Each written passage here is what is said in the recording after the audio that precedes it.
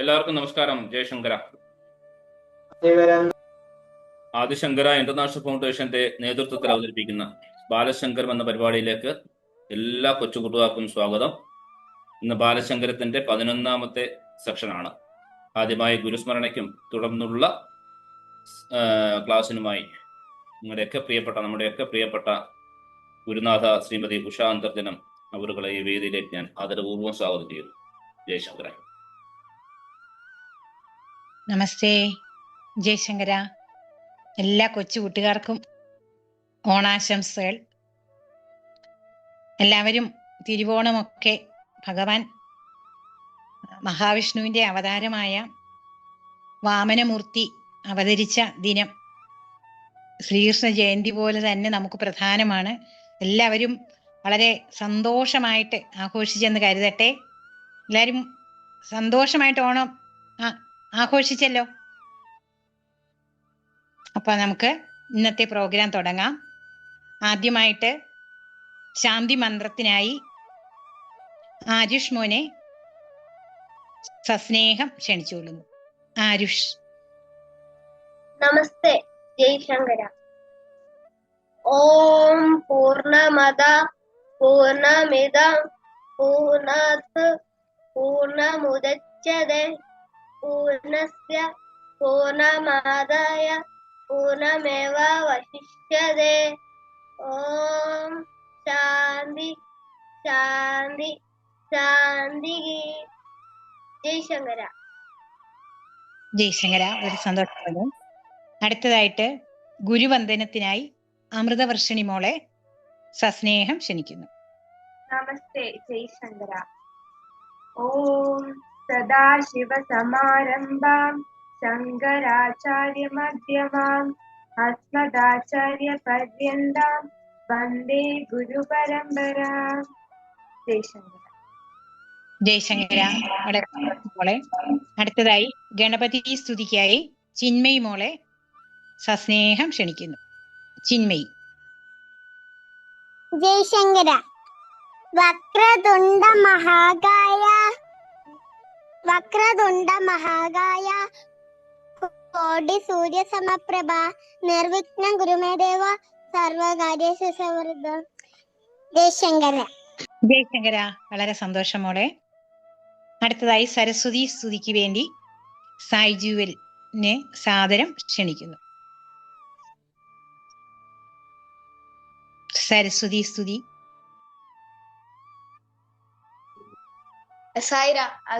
നമസ്തേ ജയശങ്കര. നമസ്തേ. ചൊല്ലിയാട്ട് മോനെ. സരസ്വതി നമസ്തുഭ്യം വരദേ കാമരൂപിണി വിദ്യാരംഭം കരിഷ്യാമി സിദ്ധിർഭവതു മേ സദാ. വളരെ സന്തോഷം മോനെ. ജയശങ്കര. അടുത്തതായി മാതൃവന്ദനമാണ്. മാതൃവന്ദനത്തിനായി ശ്രീരേണുമോളെ സ്നേഹത്തോടെ ക്ഷണിക്കുന്നു. ജയശങ്കര. ഓം ആസ്താം താവദീയം പ്രസൂതി സമയേ ദുർവാരശൂലവ്യത നൈരുജ്യം തനുശോഷണം മലമയീ ശയ്യാത് ഏകസ്യാഭിനഗർഭഭാരഭരണ ക്ലേശസ്യ യസ്യാക്ഷമോ നിഷ്കൃതി മുന്നതോ വിദനയ തസ്യൈ ജനനീ നമഃ മമ തസ്യൈ ജനനീ നമഃ. ജയശങ്കര. ജയശങ്കര, വളരെ സന്തോഷം മോളെ. അപ്പൊ നമ്മള് ഇന്ന് എല്ലാവരും വീഡിയോ ഓൺ ചെയ്ത് വെക്കണേ, നല്ലല്ലേ നമുക്ക് പരസ്പരം കാണാൻ പറ്റുള്ളൂ. അപ്പം ഇന്ന് തിരുവോണമൊക്കെ ആഘോഷിച്ച് നല്ല ഓണസദ്യയൊക്കെ കഴിച്ച് ഓണക്കളികളൊക്കെ കളിച്ച് കൂട്ടുകാരെയൊക്കെ കണ്ട് അല്ലേ എല്ലാവരും കൂടെ ഒത്തുകൂടി സന്തോഷമായിട്ടായിരുന്നല്ലോ ഇന്നലെ കഴിഞ്ഞത്. അപ്പൊ അതിൻ്റെ ഒരു സന്തോഷത്തിൽ എല്ലാവരും ഇരിക്കുകയാണല്ലോ. നമുക്ക് ആ ഓണം എന്തിനാണ് നമ്മൾ തിരുവോണം ഇങ്ങനെ ആഘോഷിക്കുന്നതെന്നൊന്ന് അറിയണ്ടായോ? ഇന്നലെ ഇനിയും 2 ദിവസം കൂടെ കഴിയുമ്പോൾ ഏതെങ്കിലും ഒരു നാളിന്റെ പേര് പറഞ്ഞ് നമ്മൾ അങ്ങനെ ആഘോഷിക്കുന്നുണ്ടോ? ഇടയ്ക്കിടയ്ക്ക് ഏതെങ്കിലും ഈ നാളുകളുടെ പേര് പറഞ്ഞ് നമ്മൾ ആഘോഷിക്കുന്നുണ്ടോ? ഇല്ല. തിരുവോണത്തിന്, ചിങ്ങമാസത്തിലെ തിരുവോണ നാളിനെ നമ്മൾ എന്തിനാണ് ആഘോഷിക്കുന്നത്? എന്ത് പറഞ്ഞാണ് ആഘോഷിക്കുന്നത്? മ്യൂട്ട് മാറ്റിയിട്ട് ഉത്തരം പറയണേ. നമുക്ക് എന്തിനാണ്? ആ മഹാബലി വരുന്നത് കൊണ്ട്. ഇനി ആർക്കെങ്കിലും ഉത്തരം പറയാനുണ്ടോ? ഇനി ആർക്കെങ്കിലും ഉത്തരം പറയാനുണ്ടോ?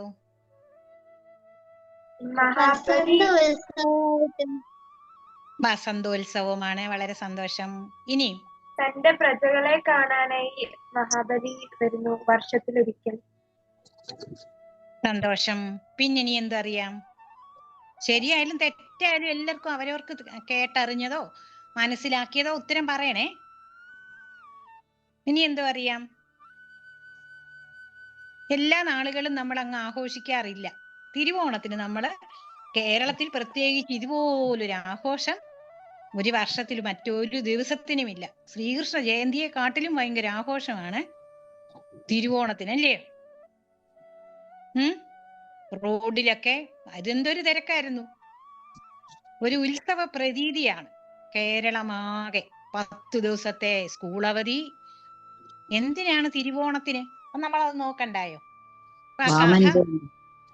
ആ വളരെ ശരിയായ ഉത്തരം. ആരാണെന്ന് പറഞ്ഞ മോനെ? പേര് പറഞ്ഞാട്ടെ. വാമന ജയന്തി എന്ന് പറഞ്ഞ ആളിന്റെ പേരെന്തുവായിരുന്നു? കുഞ്ഞുങ്ങളല്ല പറഞ്ഞത്, വലിയ ആള് തന്നെയാ പറഞ്ഞത്. ഓ ശരി ശരി. അപ്പം അതാണ് ശരി ഉത്തരം. നമ്മൾ എന്തിനാണ് ആഘോഷിക്കുന്നേ? ഓ ശരി. ഭഗവാൻ ശ്രീകൃഷ്ണനായിട്ട് അവതരിച്ചതുപോലെ തന്നെ ഭഗവാൻ വാമനമൂർത്തിയായിട്ടും അവതരിക്കുന്നുണ്ട്. ഭഗവത്ഗീത പറയുന്നുണ്ട്, യഥാ യഥാഹി ധർമ്മസ്യ ഗ്ലാനിർഭവതി ഭാരത. എങ്ങെപ്പോഴൊക്കെയാണോ ധർമ്മത്തിന് ഒരു ച്യുതി, ഒരു ധർമ്മമില്ലാത്ത ഒരു അവസ്ഥ വരുന്നത്, അപ്പോഴൊക്കെ ഞാന് ഭൂമിയിൽ ഭഗവാൻ അവതാരം കൊള്ളും എന്ന് പറയുന്നുണ്ട്. അതുപോലൊരു ആവശ്യം വന്നപ്പോഴ് ശ്രീകൃഷ്ണനായിട്ട് അവതരിച്ചു. പിന്നെ ശ്രീരാമനായിട്ട് നമ്മൾ കർക്കടക മാസത്തിൽ രാമായണമൊക്കെ വായിച്ചത് അങ്ങനെയല്ലയോ? ഭഗവാൻ ശ്രീരാമനായിട്ട് അവതരിച്ചു. അതുപോലെ ഭഗവാൻ ധർമ്മത്തെ സംരക്ഷിക്കുന്നതിന് വേണ്ടി വാമനമൂർത്തിയായിട്ടും അവതരിച്ചു. അപ്പൊ ഇനി അതുകൊണ്ടാണ് നമ്മള് തിരുവോണം നമ്മള് ആഘോഷിക്കുന്നത്. ഇനി അതിന്റെ കഥ എന്താന്ന് നമുക്ക് നോക്കാം. ഇതേ ഏത് കാര്യം പറയുമ്പോഴും നമുക്കറിയാം, നമ്മളിപ്പോ നേരത്തെ പഠിച്ചിട്ടുണ്ട്. കഴിഞ്ഞ ക്ലാസ്സിൽ എന്തുവാ നമ്മൾ പഠിച്ചത്? ഒരു വേദവാക്യം നമ്മൾ പഠിച്ചല്ലോ. ആർക്കെങ്കിലും ഓർമ്മയുണ്ടോ? ഓർമ്മയുള്ളവരെ ഓൺ ചെയ്ത് പറയണം. ചെറിയ 3. സത്യം വദ, ധർമ്മം ചര, സ്വാധ്യായാൽ മാ പ്രമദ. പഠിച്ചല്ലോ. ഓർമ്മയുണ്ടോ ഇപ്പം? ഇതുപോലെ സത്യത്തെ സംരക്ഷിക്കുന്നതിന്, ധർമ്മത്തെ സംരക്ഷിക്കുന്നതിന് ഭഗവാൻ അവതരിച്ച നാളാണ് തിരുവോണം. നമുക്ക് ആ കഥയിലൂടെ പോകാം. ശ്രീമദ് ഭാഗവതം അറിയാമോ? നമ്മുടെ വേദമാണ് നമ്മുടെ അടിസ്ഥാന ഗ്രന്ഥം. ആ വേദത്തെ 4ആയിട്ട് തരംതിരിച്ചു. ആര്? വേദവ്യാസൻ. അറിയാമല്ലോ. ഇതൊക്കെ ഒത്തിരി പ്രാവശ്യം പറഞ്ഞു, നിങ്ങൾ ഓർത്തിരിക്കണം. ഈ മ്യൂട്ട് മാറ്റിയിട്ട് നിങ്ങൾ ഉത്തരം പറയണം. വേദവ്യാസൻ ആ വേദത്തെ 4ആയിട്ട് തരംതിരിച്ചു. അത് കഴിഞ്ഞ് ഈ വേദത്തിൽ പറയുന്നതൊക്കെ നമുക്ക് മനസ്സിലാക്കാനായിട്ട് 18 പുരാണങ്ങൾ എഴുതി. അതിലൊരു പുരാണമാണ് ശ്രീമദ് ഭാഗവതം. ശ്രീമദ് ഭാഗവതം എന്ന് പറയുന്ന 18ാമത്തെ പുരാണത്തിലാണ് ഈ വാമനാവതാരത്തെ കുറിച്ച് വളരെ വിശദമായിട്ട് 9 അധ്യായങ്ങളിലായിട്ട് പറയുന്നത്. അതെന്തുവാണെന്ന് നമുക്ക് കേൾക്കാം. അതാണല്ലോ നമുക്ക് അടിസ്ഥാനപരമായിട്ട് നമ്മൾ പറഞ്ഞല്ലോ, ഏത് കാര്യം പറയുമ്പോഴും അടിസ്ഥാനപരമായിട്ട് എന്തു പറയുന്നു, ആരെങ്കിലും എന്തെങ്കിലും പറയുന്നതല്ല. ശാസ്ത്രം എന്തു പറയുന്നു, ഭാഗവത ശാസ്ത്രം എന്തു പറയുന്നു, വേദശാസ്ത്രം എന്തു പറയുന്നു, അതാണ് നമ്മൾ വിശ്വസിക്കേണ്ടത്. അല്ലയോ? ആണോ? അതോ ആരെങ്കിലും ഒക്കെ പറയുന്നു അതുകൊണ്ട് ഞാനിതും കേൾക്കാം എന്നാണോ? അല്ല. അപ്പം വേദശാസ്ത്രങ്ങളിൽ പറയുന്നത് എന്താണോ അതാണ് അതിന് പ്രമാണമായിട്ട് നമ്മൾ എടുക്കേണ്ടത്. അപ്പൊ ആ അടിസ്ഥാന ഗ്രന്ഥമായ ശ്രീമദ് ഭാഗവതത്തിലെ 13 സ്കന്ധങ്ങളുണ്ട്. അതിലെ 8ാമത്തെ സ്കന്ധത്തില് ആണ് ഈ കഥ പറയുന്നത്. 9 അധ്യായങ്ങളിലായിട്ട് പറയുന്നുണ്ട്. അപ്പൊ അതെന്താണെന്ന് നമുക്ക് നോക്കാം. അതിലെ 4 കഥയാണ് ഈ അഷ്ടമസ്കന്ധത്തിൽ പറയുന്നത്. ഒന്ന് ഗജേന്ദ്രമോക്ഷം. ഗജേന്ദ്രമോക്ഷം കഥ ഇനി ഒരു അവസരത്തിൽ പറയാൻ ശരിക്കും അറിഞ്ഞിരിക്കേണ്ട കഥയാണ്. 2ാമത് പാലാഴി മഥനം, അത് നിങ്ങൾക്കൊക്കെ അറിയാമല്ലോ. 3ാമത്തെ കഥ ആണ് ഭഗവാൻ വാമനനായിട്ട് അവതരിക്കുന്ന കഥ. 4ാമത്തെ കഥ ഭഗവാൻ മത്സ്യമൂർത്തിയായിട്ട് അവതരിക്കുന്നു. മത്സ്യക്കൂർമ്മ വരാഹം, അത് കേട്ടിട്ടുണ്ടല്ലോ. അപ്പൊ ഈ 4 കഥകളാണ് ഭാഗവതം അഷ്ടമസ്കന്ധത്തിൽ 8ാമത്തെ സ്കന്ധത്തിലുള്ളത്. അപ്പൊ അതിനെ കുറിച്ച് നമുക്കൊന്ന് നോക്കാം. 1ാമത്തെ കഥ നമുക്ക് തൽക്കാലം പറയുന്നില്ല, ഗജേന്ദ്രമോക്ഷം. 2ാമത്തെ കഥ അറിയാമല്ലോ, പാലാഴി മഥനം. ദേവന്മാരും അസുരന്മാരും കൂടെ പാലാഴി കടഞ്ഞ കഥ അറിയാമോ? ആരെ ഓൺ ചെയ്യുന്നില്ല? മ്യൂട്ട് മാറ്റിയിട്ട് ആരെങ്കിലും ഒക്കെ ഉത്തരം പറ. റേഡിയോ പോലെ ഞാൻ ഇവിടെ ഇരുന്ന് പറയാതെ. പാലാഴി മഥനം നടത്തിയത് അറിയാമോ? ദേവന്മാരും അസുരന്മാരും കൂടെ.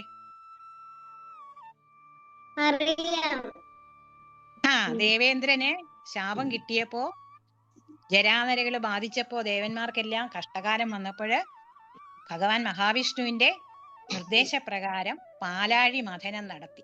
അങ്ങനെ പാലാഴി മഥനം നടത്തിയപ്പോ അവസാനം എന്താണ് വന്നത്?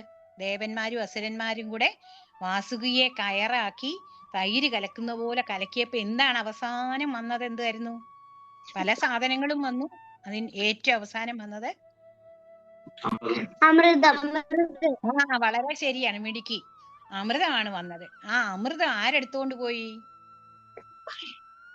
അസുരന്മാരെ തട്ടി എടുത്തോണ്ട് അങ്ങ് പോയി. മിടുക്ക് കൂടുതലുള്ളവരെ അടിച്ചു മാറ്റിക്കൊണ്ട് അങ്ങ് പോയി. അങ്ങനെ പോയപ്പോ അതിലും വലിയ മിടുക്കുള്ള ആളിപ്പുറത്തുണ്ടായിരുന്നു മഹാവിഷ്ണു. എന്തോ ചെയ്തു മഹാവിഷ്ണു? അമൃതം എടുക്കാൻ വേണ്ടിയാണ് ഇത് ഈ പാടെല്ലാം പെട്ടത്. അവസാനം ആയിട്ട് വളരെ അസുരന്മാരെ വശീകരിച്ചിട്ട് ആ അമൃത് തിരിച്ചെടുക്കും. വളരെ സന്തോഷം. അപ്പോഴേ മഹാവിഷ്ണു ദേവന്മാർക്ക് വേണ്ടി മായാമോഹിനിയായിട്ട് വേഷം കെട്ടി മോഹിനി രൂപത്തിൽ ചെന്ന് അസുരന്മാർക്ക് എല്ലാവർക്കും അമൃത് വിളമ്പിത്തരാമെന്ന് പറഞ്ഞ് എല്ലാരും കണ്ണടച്ചിരുന്നോളാൻ പറഞ്ഞു. എല്ലാരും കണ്ണടച്ചിരുന്നു. മോഹിനി രൂപത്തിൽ ചെന്ന മഹാവിഷ്ണു ആ അമൃത് അടിച്ചോണ്ടെങ്കി പോകുന്നു. അപ്പം പിന്നെ ആർക്കാണ് ഇപ്പൊ അമൃത്? ആരുടെ കയ്യിലാ?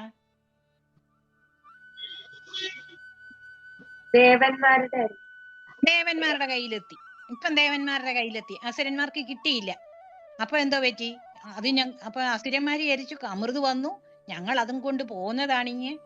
പിന്നെ അത് വന്ന് വേഷം കെട്ട് മോഹിനിയായിട്ട് വന്ന് അത് അടിച്ചു മാറ്റിക്കൊണ്ട് പോയി. ദേഷ്യം സഹിക്കാൻ പറ്റിയില്ല അസുരന്മാർക്ക്. അസുരന്മാര് ദേവന്മാരുമായിട്ട് അങ്ങ് യുദ്ധം ചെയ്ത് പക്ഷെ യുദ്ധം ചെയ്തെങ്കിലും അമൃത് കയ്യിലുള്ളവർക്കല്ലേ വിജയം നേടാൻ പറ്റൂ. ഇവിടെ അമൃത് കയ്യിലുണ്ടായിരുന്ന ദേവന്മാരെ യുദ്ധത്തിൽ വിജയിച്ചു. തോൽപ്പിക്കാനായില്ല. അസുരന്മാർക്ക് ദേവന്മാരെ തോൽപ്പിക്കാൻ പറ്റിയില്ല. അപ്പൊ ഈ ദേവേന്ദ്രനാണെങ്കില് ഇന്ദ്രസേനൻ എന്ന് പറഞ്ഞ രാജാവിനെ അങ്ങ് കൊല്ലുകയും ചെയ്തു. അങ്ങനെ ഒരുപാട് അസുരന്മാര് വധിക്കപ്പെട്ടു. അതിന്റെ കൂടെ പ്രധാന ചക്രവർത്തിയായിരുന്ന ഇന്ദ്രസേനൻ, അത് പേര് നിങ്ങൾ ഓർത്തിരിക്കണേ. മഹാബലിയുടെ യഥാർത്ഥ പേര് ഇന്ദ്രസേനൻ എന്ന് ഭാഗവതത്തിൽ പറയുന്നുണ്ട്. ഈ ഇന്ദ്രസേനനും വധിക്കപ്പെട്ടു. ദേവേന്ദ്രനാ കൊന്നത്. അസുരന്മാര് നിശേഷം തോറ്റുപോയി. ദേവന്മാരെല്ലാം വിജയിക്കുകയും ചെയ്തു. അങ്ങനെ വിട്ടുകൊടുക്കാൻ പറ്റുമോ? അപ്പം അസുരന്മാരുടെ ഗുരുവാണ് ശുക്രാചാര്യർ. അപ്പൊ ശുക്രാചാര്യർ വിചാരിച്ചു ഇതിനൊരു മരുന്ന് വേണമല്ലോ, എന്തായാലും ഇങ്ങനെ വിട്ടാ പറ്റത്തില്ലല്ലോ ഈ ദേവന്മാരെ എന്ന് പറഞ്ഞ് മൃതസഞ്ജീവനി മന്ത്രം കൊണ്ട്, ഏത് മന്ത്രമാ? മൃതസഞ്ജീവനി മന്ത്രം കൊണ്ട് ഈ ഇന്ദ്രസേനൻ എന്ന് പറഞ്ഞ രാജാവിനെ ഈ അസുര രാജാവിനെ വീണ്ടും ജീവിപ്പിച്ചു. അങ്ങനെ കുറെ അസുരന്മാരെ എല്ലാം ജീവിപ്പിച്ചു. അപ്പൊ ഇപ്പം ദേവന്മാരും ഓക്കെ ആയി, അസുരന്മാരും ഓക്കെ ആയി. അപ്പൊ ശുക്രാചാര്യർ പറഞ്ഞു, ജീവിതമൊക്കെ മരിച്ചു, ദേവേന്ദ്രൻ കൊന്നെങ്കിലും ഇപ്പൊ എല്ലാരും ജീവിച്ചല്ലോ, അപ്പൊ ഇനി നമുക്ക് വിട്ടുകൊടുക്കരുത്, നമുക്ക് കൂടുതൽ വീര്യം സമ്പാദിക്കണം. ചുമ്മാതെ ഇനി ദേവന്മാരോട് യുദ്ധത്തിന് ചെന്നാൽ നമ്മൾ വിജയിക്കത്തില്ലെന്ന് മനസ്സിലായി ഇല്ലയോ? അപ്പൊ ഒരു പ്രാവശ്യം പോയിട്ട് ജയിച്ചോ? വെറുതെ പോയി തോറ്റു, എല്ലാരെയും കൊല്ലുകയും ചെയ്തു. ഇനി അങ്ങനെ വെറുതെ പോയി യുദ്ധത്തിന് പോയിട്ട് കാര്യമില്ല, നമുക്ക് വർദ്ധിച്ച ബലം വേണം. അതിനുവേണ്ടി എന്ത് ചെയ്യണം? നമുക്ക് യാഗങ്ങൾ ചെയ്യാം എന്ന് പറഞ്ഞ് കുറെ ബ്രാഹ്മണരെയൊക്കെ വിളിച്ചു വരുത്തി ശുക്രാചാര്യര് ഭയങ്കര ഹോമങ്ങളും യാഗങ്ങളും ഒക്കെ അങ്ങോട്ട് നടത്തി. ഭയങ്കര അതിന്റെ ഫലമായിട്ട് ഈ ജീവൻ വെച്ച ഇന്ദ്രസേനൻ, മഹാബലിയുടെ പേര് ഇന്ദ്രസേനൻ. ആവുമ്പം ആ ഇന്ദ്രസേനന് ആ യാഗാഗ്നിയിൽ നിന്ന് എന്തൊക്കെ കിട്ടിയെന്ന് അറിയാമോ? ഒഴിയാത്ത അവനാഴി കിട്ടി. അതായത് പുറത്ത് തൂക്കിയിടുന്ന അറിയാമല്ലോ, ശ്രീരാമചന്ദ്ര പ്രഭുവിന്റെ ഒക്കെ പടത്തിന്റെ കൂടെ ഉണ്ടല്ലോ ഇഷ്ടംപോലെ അമ്പുകൾ. ഒരിക്കലും ആവനാഴിയിൽ അമ്പൊഴിയുകയില്ല, എപ്പോഴും നിറഞ്ഞിരിക്കും. അങ്ങനൊരു അത് കിട്ടി. വിശേഷ ശക്തിയുള്ള വില്ലുകൾ കിട്ടി, പിന്നെ പടച്ചട്ട കിട്ടി. ഇങ്ങനെ ധാരാളം കാര്യങ്ങള് ആ യാഗാഗ്നിയിൽ നിന്ന് ഇന്ദ്രസേന ചക്രവർത്തിക്ക്, അസുര രാജാവിന് കിട്ടി. ശുക്രാചാര്യരാണ് ഇതൊക്കെ ചെയ്തത്. അങ്ങനെ എല്ലാം കിട്ടി. അങ്ങനെ കിട്ടിക്കഴിഞ്ഞപ്പോ പിന്നെ ഈ ഇന്ദ്രസേന രാജാവിന്റെ മുത്തശ്ശൻ പ്രഹ്ലാദൻ ഒരിക്കലും വാടാത്ത ഒരു മാലയും കൊടുത്ത്, ആ മാലയിട്ട് അങ്ങനെ സുന്ദരമായി രാജ്യം ഭരിക്കാം എന്നുള്ള മോഹത്തില് വീര്യമൊക്കെ ആയി കഴിഞ്ഞപ്പോ അസുരന്മാര് ഈ യാഗങ്ങളെല്ലാം നടത്തി ശക്തിയെല്ലാം സംഭരിച്ചുകൊണ്ട് ദേവന്മാരോട് യുദ്ധത്തിന് പോയി. അപ്പൊ നല്ല ശക്തി സംഭരിച്ചിട്ടാണ്, നല്ലവണ്ണം പഠിച്ചിട്ടാണ് പരീക്ഷയ്ക്ക് പോകുന്നതെങ്കിൽ പരീക്ഷയ്ക്ക് എന്താ പറ്റും? തോക്കുമോ? ജയിക്കുമോ? ജയിക്കും. ഒന്നും ചെയ്യാതെ, വെരി ഗുഡ്, ഒന്നും നമ്മൾ ചെയ്യാതെ, ഒന്നും ചെയ്യാതെ നമ്മൾ പരീക്ഷ എഴുതാൻ പോയാൽ നമ്മൾ ജയിക്കുമോ? ഇല്ല. ഇവിടെ യുദ്ധത്തിന് പോകുമ്പോൾ അതിനു വേണ്ട എല്ലാം നേടിയെടുത്ത് ബലവും ശക്തിയും ഒക്കെ നേടിയെടുത്തിട്ടാണ് ഇന്ദ്രസേനൻ ശുക്രാചാര്യരുടെ അനുഗ്രഹമൊക്കെ വാങ്ങിച്ച് അസുരന്മാരെല്ലാരും കൂടെ യുദ്ധത്തിന് പോകുന്നത്. അങ്ങനെ യുദ്ധത്തിന് പോയാൽ എന്തോ പറ്റും? വിജയം ഉറപ്പായി. അങ്ങനെ അസുരന്മാര് വീണ്ടും ദേവന്മാരെ എല്ലാം തോപ്പിച്ചിട്ട് എല്ലാ 14 ലോകങ്ങളും പിടിച്ചടക്കും. ദേവന്മാരുടെ ലോകവും എല്ലാം പിടിച്ചെടുത്തു കഴിഞ്ഞപ്പോ ഈ ദേവന്മാർക്ക് ഇനി എവിടെങ്കിലും താമസിക്കാൻ സൗകര്യമുണ്ടോ? അവരുടെ ലോകമെല്ലാം അസുരന്മാര് പിടിച്ചെടുത്തു കഴിഞ്ഞു. അവരെ ജീവനും കൊണ്ട് അവിടുന്നൊക്കെ രക്ഷപ്പെട്ട് ഒളിവിൽ എവിടെങ്കിലും ഒക്കെ താമസിക്കാൻ തുടങ്ങി. വല്ല ഗുഹകളിലോ അവിടെ ഒക്കെ താമസിക്കാൻ തുടങ്ങി. അവരുടെ കഷ്ടകാലം എന്നല്ലാതെ എന്തോ പറയാനാ. അമൃതൊക്കെ കിട്ടിയിട്ട് പോലും ഇവര് തപസ്സിന്റെയും യാഗത്തിന്റെയും ഹോമത്തിന്റെയും ഒക്കെ ശക്തി കൊണ്ട്, ഗുരുവിന്റെ അനുഗ്രഹം കൊണ്ട് അസുരന്മാര് ദേവന്മാരെ തോപ്പിച്ച് ഓടിച്ചു കളഞ്ഞു. ഈ സമയത്ത് 100 അശ്വമേധം നടത്തിയാല് ദേവേന്ദ്രനാവാം. അപ്പം 99 അശ്വമേധം നടത്തി ഇന്ദ്രസേനൻ എന്ന മഹാരാജാവ് ആരാ നടത്തിക്കുന്നേ? ശുക്രാചാര്യര്. ആചാര്യൻ ശുക്രാചാര്യര്, അസുരന്മാരുടെ ഗുരു. അങ്ങനെ നടത്തി ഇരിക്കുകയാണ്. എന്നിട്ട് ഇനി 100ാമത്തെ ഈ ഒരു യാഗം, വിശ്വജിത്ത് എന്നാണ് ഈ യാഗത്തിന്റെ പേര്. 100ാമത്തെ യാഗത്തിന്റെ പേര് വിശ്വജിത്ത്. വിശ്വജിത്ത് എന്ന യാഗം ഇന്ദ്രസേനൻ എന്ന മഹാബലി ശുക്രാചാര്യരുടെ നിർദ്ദേശമനുസരിച്ച് നടത്താൻ പോവാ. അതെവിടെ നടത്തുന്നതെന്നറിയാമോ? ഗുജറാത്തിലെ നർമ്മദാ നദിയുടെ ഉത്തരഭാഗത്തുള്ള ഭൃഗു കച്ഛം. കച്ച് എന്ന് പറയുന്ന ഒരു സ്ഥലമുണ്ട് അവിടെ. ഗുജറാത്തിലെ നിങ്ങളൊക്കെ ഉണ്ടാകുന്നതിന് മുമ്പായിരിക്കും അവിടെ ഒരു ഭൂകമ്പമൊക്കെ നടന്ന് സർവ്വത് നശിച്ചു പോയതാ. ആ സ്ഥലം പണ്ട് ഭൃഗു കച്ഛം എന്നായിരുന്നു അറിയപ്പെട്ടിരുന്നത്. അവിടെ വെച്ചാണ് ഈ ഇന്ദ്രസേനൻ എന്ന മഹാബലി ശുക്രാചാര്യരുടെ നിർദ്ദേശമനുസരിച്ച് 100ാമത്തെ യാഗമായ വിശ്വജിത്ത് എന്ന യാഗം നടത്തുന്നു. അവിടെ നിൽക്കട്ടെ, അവരെ മഹാബലി അവിടെ നിന്ന് വിശ്വജിത്ത് എന്ന യാഗം ഭൃഗുകച്ഛത്തിൽ നടത്തട്ടെ. നമുക്കിനി നേരെ വേറൊരു സ്ഥലത്തേക്ക് പോവാം. അത് പോകുന്നത് കശ്യപ പ്രജാപതി. നമുക്ക് പണ്ട് പഠിച്ചിട്ടുള്ളതാ. നമ്മള് ബ്രഹ്മാവിന്റെ മാനസപുത്രനായ മരീചി മഹർഷി, ബ്രഹ്മാവിന്റെ പുത്രൻ, മാനസപുത്രൻ മരീചി മഹർഷി. മരീചി മഹർഷിയുടെ മകനാണ് ആര്? കശ്യപ പ്രജാപതി. കശ്യപ പ്രജാപതിക്ക് 13 ഭാര്യമാരുണ്ട്. ഇതെല്ലാം ദക്ഷന്റെ മക്കള്. അപ്പൊ കശ്യപ പ്രജാപതിയുടെ ഒരു ഭാര്യയുടെ പേര് അദിതി. കശ്യപ പ്രജാപതിയുടെ ഒരു ഭാര്യയുടെ പേര് അദിതി. കശ്യപ പ്രജാപതിക്കുണ്ടായ മക്കളാണ് ദേവന്മാരെല്ലാം. മനസ്സിലായോ? കശ്യപ പ്രജാപതിക്ക് അദിതിയിൽ ദേവിയിൽ ഉണ്ടായ മക്കളാണ് ദേവന്മാരൊക്കെ തന്നെ. ഇനി കശ്യപ പ്രജാപതിയുടെ വേറൊരു ഭാര്യയാണ് ദിതി. കശ്യപ പ്രജാപതിയുടെ ദിതിയിലുണ്ടായ മക്കളാണ് അസുരന്മാര്. അതിലൊരു പ്രധാന അസുരൻ ഹിരണ്യകശിപുവിന്റെ കഥ അറിയാമോ?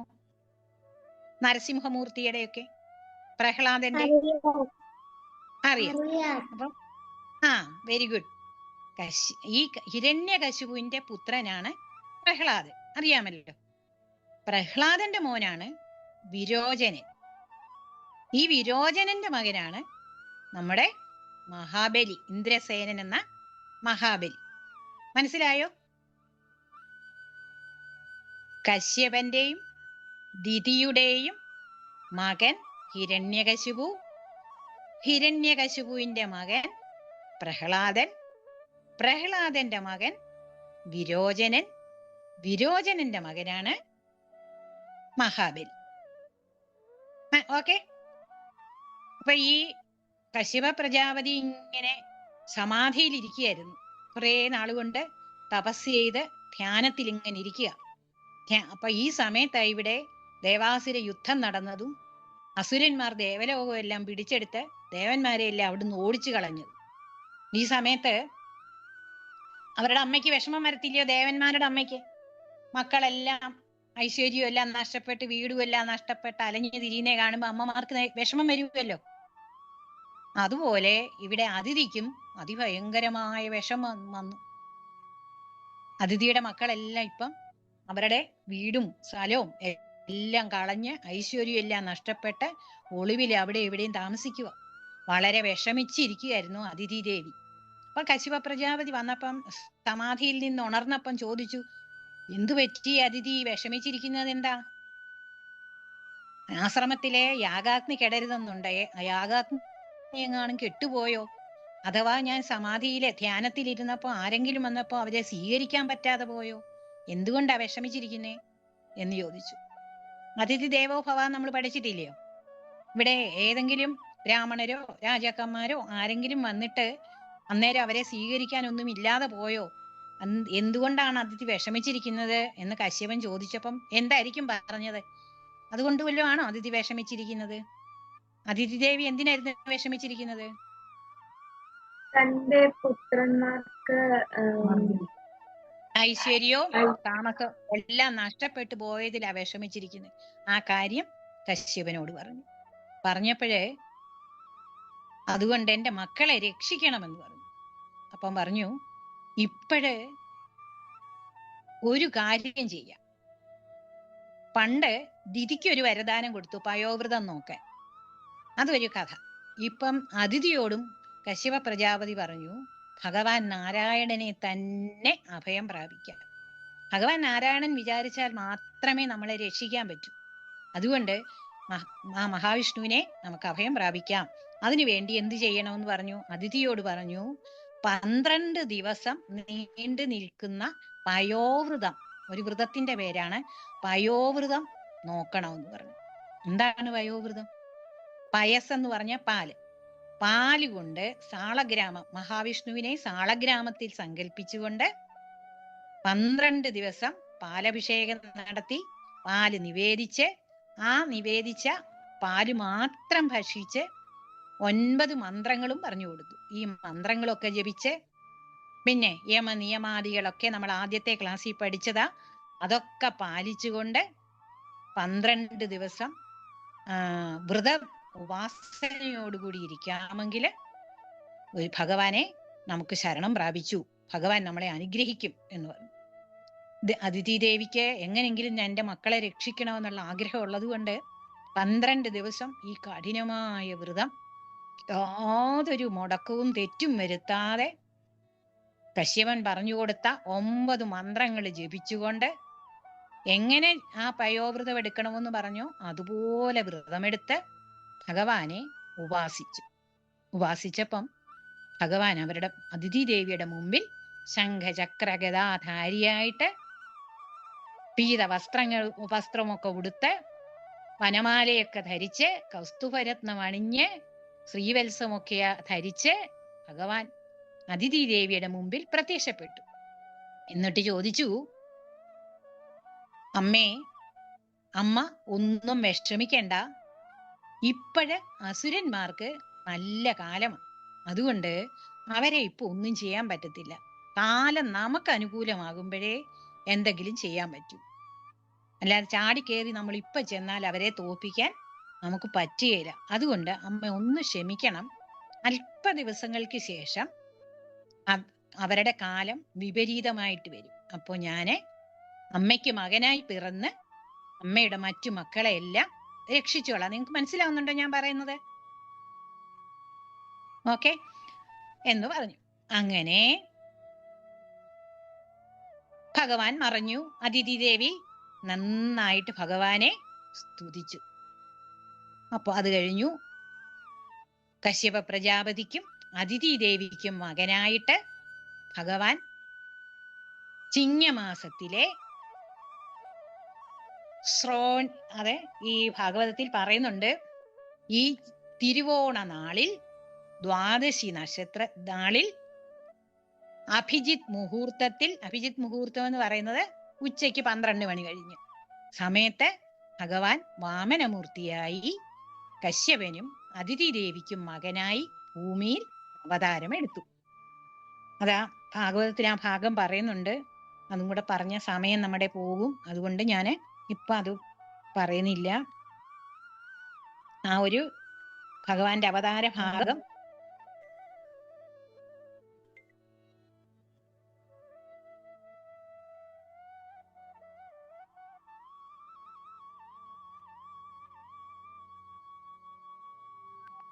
ശ്രോണായാം ശ്രവണദ്വാദശ്യാം മുഹൂർത്തെ അഭിജിത് പ്രഭുഃ സർവേ നക്ഷത്രതാരാത് ആദ്യശ്ചക്രസ്തു ജന്മദക്ഷിണം എന്ന് ഭഗവാൻ അങ്ങനെ തിരുവോണ നാളിൽ അവതരിച്ചു. ആ തിരുവോണ നാളാണ് ഭഗവാൻ വാമനമൂർത്തിയായി അവതരിച്ച ആ നാളാണ് നമ്മള് ശ്രോണം എന്നുള്ളത് പറഞ്ഞു ഓണം എന്നുള്ളതായി. അതാണ് നമ്മൾ ഇന്നലെ വളരെ ഗംഭീരമായിട്ട് മലയാളികളെല്ലാം ആഘോഷിച്ചത്. ഇവിടെ എന്തായിരുന്നു നമ്മൾ ആഘോഷിച്ചത്? ഭഗവാൻ വാമനമൂർത്തി അവതരിച്ച, ഭഗവാൻ മഹാവിഷ്ണു വാമനനായി അവതരിച്ച ജന്മദിനമാണ്. അതാണ് നമ്മൾ ഇന്നലെ ആഘോഷിച്ചത്. ഭഗവാന്റെ നമ്മള് പൂക്കളമിട്ട് സ്വീകരിച്ചതും ഒക്കെ ആർക്ക് വേണ്ടിയായിരുന്നു? അപ്പോഴ് മഹാവിഷ്ണുവിന് വേണ്ടി.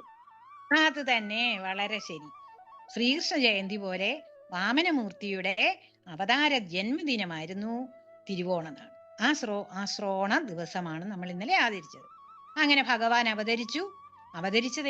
അവതരിച്ചപ്പോ തന്നെ അതിഥി ദേവിയും കശ്യപ പ്രജാപതിയും ഒക്കെ നോക്കുമ്പോ, അച്ഛനും അമ്മയും നോക്കുമ്പോ ഭഗവാനെ ഏത് രൂപത്തിലാ കാണുന്നേ? 4 തൃക്കൈകളോടെ. 4 തൃക്കൈകളിൽ എന്തൊക്കെയുണ്ട്? ശംഖ്, ഗദ, താമരപ്പൂവ്, ചക്രം, സുദർശന ചക്രം ഒക്കെയായിട്ട്, കൗമോദകി എന്ന് പറയുന്ന ഗദ ഒക്കെയായിട്ട് ഭഗവാൻ മഞ്ഞപ്പട്ടുടയാടയൊക്കെ ധരിച്ച്, കൗസ്തുഭമാലയും വനമാലയും ഒക്കെ ധരിച്ച് വളരെ പുഞ്ചിരിയോടുകൂടിയ ആ ഭഗവാന്റെ സ്വരൂപം അവർക്ക് കാണാൻ പറ്റി. ഭഗവാൻ അവരെ അനുഗ്രഹിച്ചതിന് ശേഷം കൊച്ചു കുഞ്ഞായിട്ട് മാറി. ഏതാണ്ട് 7 വയസ്സോളമുള്ള പ്രായത്തിലുള്ള ഒരു കുഞ്ഞിന്റെ രൂപം, അതാണ് വാമന രൂപം. അങ്ങനെ വാമന രൂപത്തിൽ ഭഗവാൻ അവരുടെ മുമ്പിൽ കാണായി. അപ്പൊ അവരൊക്കെ ഭഗവാനെ സ്തുതിക്കുന്നുണ്ട്. ദേവന്മാർക്കും ഋഷീശ്വരന്മാർക്കും മനുഷ്യർക്കും ഗന്ധർവ സിദ്ധ ചാരണ എല്ലാവർക്കും വളരെ സന്തോഷമായി. കാരണം ഭഗവാൻ എന്തിനായ ധർമ്മ സംരക്ഷണാർത്ഥമാണ് അല്ലെ, ധർമ്മത്തെ സംരക്ഷിക്കുന്നതിന് വേണ്ടിയാണ് ഭഗവാൻ ഇവിടെ അവതാരം എടുത്തിരിക്കുന്നത്. ഇനിയിപ്പോ എല്ലാവർക്കും ശാശ്വതമായ സന്തോഷത്തെ കിട്ടുമെന്നുള്ളത് കൊണ്ട് എല്ലാവർക്കും വളരെ സന്തോഷം തോന്നും. അപ്പൊ വാമനമൂർത്തി ജനിച്ചു കഴിയുമ്പോൾ എന്തോ ചെയ്യണം? ജാതകർമ്മം ചെയ്യണം. കശ്യപ പ്രജാപതി ജാതകർമ്മം ചെയ്തു, അച്ഛൻ എന്നിട്ട് നാമകരണം ചെയ്തു. അതൊക്കെ കഴിഞ്ഞിട്ട് 7 വയസ്സായ നമ്മൾക്ക് എന്ത് ചെയ്യാം? ഉപനയനം നടത്താം. അങ്ങനെ ഉപനയനമൊക്കെ നടത്തി. ആരാണ് ഉപനയനം നടത്തിയത്? കശ്യപൻ. ആരാണ് ഗായത്രി മന്ത്രം ഉപദേശിച്ചു കൊടുത്തതെന്ന് അറിയാമോ? സൂര്യദേവൻ തന്നെ വന്ന് ഗായത്രി മന്ത്രത്തെ ഉപദേശിച്ചു കൊടുത്തു. പിന്നെ ആ വാമനമൂർത്തിക്ക് ഭഗവതി പറയുന്നുണ്ട് ആരൊക്കെ എന്തൊക്കെ കൊടുക്കുന്നു എന്നുള്ളത്. കാരണം നിങ്ങളൊക്കെ ഉപനയനത്തിന് പോയിട്ടുള്ളവർക്കറിയാം, ഉപനയനം കഴിയുന്ന കുഞ്ഞിനെ ഭിക്ഷാന്തേഹിയായിട്ട് ആ കുഞ്ഞ് വാമനമൂർത്തിയെ പോലെ ഓലക്കൊടയും ഒക്കെ പിടിച്ച് മെതിയടിയും ഒക്കെ ഇട്ട് ഇങ്ങനെ വരുമ്പോ എല്ലാവരും ആ കുഞ്ഞിന് എന്ത് കൊടുക്കും? ഭിക്ഷ കൊടുക്കും. ഇവിടെ ഭിക്ഷ കൊടുക്കുന്നത് ആരൊക്കെയാണ്? ഭൂമിദേവി കൃഷ്ണാഞ്ജനം കൊടുത്തു, ബൃഹസ്പതി യജ്ഞോപവീതം കൊടുത്തു, കശ്യപ പ്രജാപതി മേഖല കൊടുത്തു, അതിഥി ദേവി കൗബീനം കൊടുത്തു, ചന്ദ്രൻ ദണ്ഡു കൊടുത്തു, ആകാശം കുട കൊടുത്തു, ബ്രഹ്മാവ് കമണ്ഡലു കൊടുത്തു, സരസ്വതി ദേവി ജപമാല കൊടുത്തു, സപ്തർഷികൾ ദർഭ കൊടുത്തു, കുബേരൻ ഭിക്ഷാപാത്രം കൊടുത്തു എന്നൊക്കെ വളരെ വിശദമായിട്ട് ഓരോരുത്തരും എല്ലാവരും വളരെ സന്തോഷമായിട്ട് ഇരിക്കുകയാണല്ലോ. അവരൊക്കെ ആ ഉപനയനം നടന്ന കുഞ്ഞിന് ഭിക്ഷയായിട്ട് ഇതൊക്കെ കൊടുത്തു. ഇതൊക്കെ ധരിച്ചുകൊണ്ട് കുഞ്ഞ് ഉപനയനം നടന്ന വാമനമൂർത്തി നേരെ അച്ഛന്റെ അമ്മയുടെ അനുഗ്രഹം വാങ്ങിച്ചിട്ട് നമ്മള് നേരത്തെ കണ്ടില്ലയോ, ഭൃഗുകച്ഛത്തില് വിശ്വജിത്ത് എന്ന യാഗം ഇന്ദ്രസേനൻ എന്ന മഹാബലി നടത്തുന്നതായിട്ട് നമ്മൾ മുമ്പേ കേട്ടില്ലയോ? ആ യാഗഭൂമിയിലേക്ക് പോവുകയാണ്. ആരാണ് പോകുന്നത്? വാമനമൂർത്തി പോവുകയാണ്. നേരെ വിശ്വജിത്ത് എന്ന യാഗം നടക്കുന്ന ഇന്ദ്രസേനൻ എന്ന മഹാബലിയുടെ യാഗഭൂമിയിലേക്ക് വാമനമൂർത്തി നടന്നു പോവുകയാണ്. അവിടെ ചെന്നു. എവിടാണത്? ഏത് സംസ്ഥാനത്തെ ഇപ്പോഴത്തെ? ഗുജറാത്തില്. അങ്ങനെ അവിടെ ചെന്നു. അപ്പം മഹാബലിയുടെ സ്ഥലമേതാ? മഹാബലി 14 ലോകങ്ങളും ഭരിക്കുന്ന ചക്രവർത്തിയായിരുന്നു. കേരളമല്ല ഭരിച്ചിരുന്നത്, 14 ലോകങ്ങളും ഭരിച്ചിരുന്ന ചക്രവർത്തിയായിരുന്നു മഹാബലി. കാരണം ദേവന്മാരെല്ലാം ആട്ടി പുറത്താക്കി കളഞ്ഞ് എല്ലാം പിടിച്ചെടുത്ത് വെച്ചില്ലായിരുന്നു. അപ്പം അങ്ങനെ ആ ഗുജറാത്തിലെ ഭൃഗുകച്ഛത്തിലെ യാഗം നടക്കുന്ന സ്ഥലത്തേക്ക് വാമനമൂർത്തി ചെല്ലുകയാണ്. അവിടെ ചെല്ലുമ്പോൾ സൂര്യ തേജസ്സാണ് വാമനമൂർത്തിയുടെ. ഫോട്ടോ ഒക്കെ നമ്മൾ കണ്ടിട്ടില്ലയോ? ആ കൊച്ചു കുഞ്ഞിന്റെ മുഖത്തെ ചൈതന്യമൊക്കെ നമുക്ക് അറിയാമല്ലോ. അങ്ങനെ ചെല്ലുമ്പോ പെട്ടെന്ന് ദൂരെ നിന്നേ ആ തേജസ്വരൂപിയായ വാമനമൂർത്തി ഓലക്കുടയും ഒരു കയ്യിൽ ഓലക്കുടയും ഒരു കയ്യിൽ കമണ്ഡലവും ഒക്കെ പിടിച്ച് യജ്ഞോപവീതം ധരിച്ച് മേഖല ധരിച്ച് ഒക്കെ വരുന്ന ആ രൂപം കണ്ടിട്ട് മഹാബലി യാഗം നടന്നുകൊണ്ടേ ഇരിക്കുന്നേ ഉള്ളൂ. പക്ഷെ യാഗം നടന്നുകൊണ്ടിരിക്കുകയാണെങ്കിൽ പോലും ഈ മഹാബലി വളരെ ദാനശീലനും സത്യസന്ധനും ഒക്കെ ആയിരുന്നു. എല്ലാ ഗുണങ്ങളുമുള്ള ആളായിരുന്നു. കാരണം പ്രഹ്ലാദന്റെ കൊച്ചുമോനാണല്ലോ. അങ്ങനെ ഇരിക്കുമ്പോഴ് ഓടിച്ചെന്ന് അതൊക്കെ യാഗസ്ഥലത്ത് നിന്ന് പെട്ടെന്ന് ചാടി എഴുന്നേറ്റ് ഓടിച്ചെന്ന് ആ ബ്രാഹ്മണകുമാരനെ സ്വീകരിക്കുകയാണ്. സ്വാഗതം പറഞ്ഞുകൊണ്ട്, സ്വാഗതം ഹേ പ്രഭു എന്നും പറഞ്ഞ് വിളിച്ചുകൊണ്ടുവന്ന് ആ യാഗസ്ഥലത്ത് കൊണ്ടുവന്ന് ഇരുത്തി, പ്രത്യേക പീഠമൊക്കെ നൽകി അവിടെ ഇരുത്തി, പാദമൊക്കെ കഴുകി വേണ്ട ഉപചാരങ്ങളൊക്കെ നടത്തി. കാരണം അതിഥി ദേവോഭവ എന്നാണല്ലോ. അതുപോലെ മഹാബലി സൽഗുണങ്ങളുടെ വിളനിലമായിരുന്നു. എല്ലാ സൽഗുണങ്ങളും ഉണ്ടായിരുന്നു. പിന്നെ ഈ ശുക്രാചാര്യരും അസുരന്മാരും എല്ലാം കൂടെ പറഞ്ഞുകൊണ്ടാണ് ഈ യാഗങ്ങളൊക്കെ കൂടെ ചെയ്ത് ശക്തിയൊക്കെ സംഭരിച്ച് ഈ 14 ലോകങ്ങളും എല്ലാവരുടെയും ലോകങ്ങൾ തട്ടിയെടുത്തത്. പക്ഷെ സത്യസന്ധനായിരുന്നു. അപ്പൊ അങ്ങനെ അവിടെ ചെന്നു, സ്വീകരണമൊക്കെ ഏറ്റുവാങ്ങി അവിടെ ഇരുന്നു. പക്ഷെ ഒരിച്ചിരി അഹങ്കാരം ഉണ്ടായിരുന്നു. എന്താണ്? ഞാൻ ഈ ലോകത്തിൻ്റെയൊക്കെ അധിപതിയാണ് എന്നുള്ളൊരു ഭാവം മഹാബലിക്ക് ഉണ്ടായിരുന്നു. ചോദിച്ചു, കുഞ്ഞേ, ആരാണ് നീ? സൂര്യദേവൻ തന്നെയാണോ അതോ സനൽകുമാരനാണോ?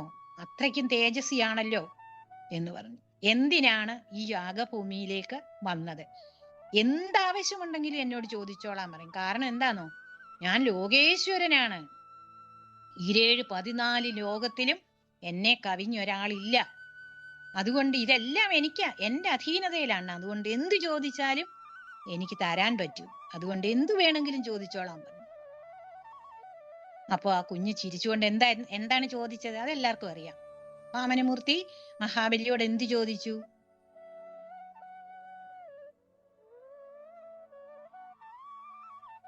മൂന്നടി മണ്ണ്. 3 അടി മണ്ണ് മാത്രം. എന്റെ കുഞ്ഞി പാദങ്ങൾ കൊണ്ട് അളക്കാവുന്ന 3 അടി. ഇപ്പൊ എന്റെ പാദങ്ങൾ കൊണ്ട് അളക്കാവുന്ന 3 അടി മണ്ണ് മാത്രം മതി.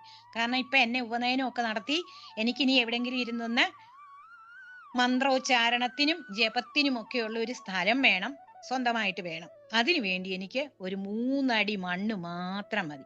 അത് ഞാൻ തന്നെ 3 അടി അളന്നെടുത്തോളുകയും ചെയ്യാം. അത് മാത്രം മതി. ഇത് കേൾക്കുന്ന മഹാബലിക്ക് പൊട്ടിച്ചിരിക്കുക. എന്തൊരു കാര്യമായി പറയുന്നേ! 14 ലോകങ്ങളുടെയും അധിപനായ എന്നോട് ചോദിക്കുക 3 അടി മണ്ണ്. ദിപ്പര ഒരു നാണക്കേട് വേറെ ഉണ്ടോ? അപ്പം പറയുന്നു, അങ്ങനെ നീ ഒരു ബാലനാണ്, നിനക്ക് പാണ്ഡിത്യമില്ല. അതുകൊണ്ടാണ് എന്തും തരാൻ ശേഷിയുള്ള എന്നോട് 3 അടി മണ്ണ് മാത്രം ചോദിക്കുന്നത്. നിനക്കൊരു ഗ്രാമം വേണോ? ഒരു ദ്വീപ് വേണോ? ആയിരക്കണക്കിന് കുതിരകളെ വേണോ? ആയിരക്കണക്കിന് ആനകളെ വേണോ? കന്യകമാരെ വേണോ? രാജ്യം വേണോ? പിന്നെ വസ്ത്രങ്ങൾ വേണോ? ആഭരണങ്ങൾ വേണോ?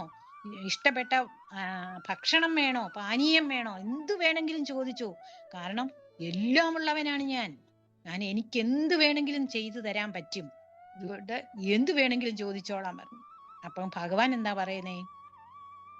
നമ്മളെ ആദ്യത്തെ ക്ലാസ്സിലൊക്കെ നമ്മൾ പഠിച്ചിട്ടില്ലയോ യമങ്ങളും നിയമങ്ങളും ഒക്കെ?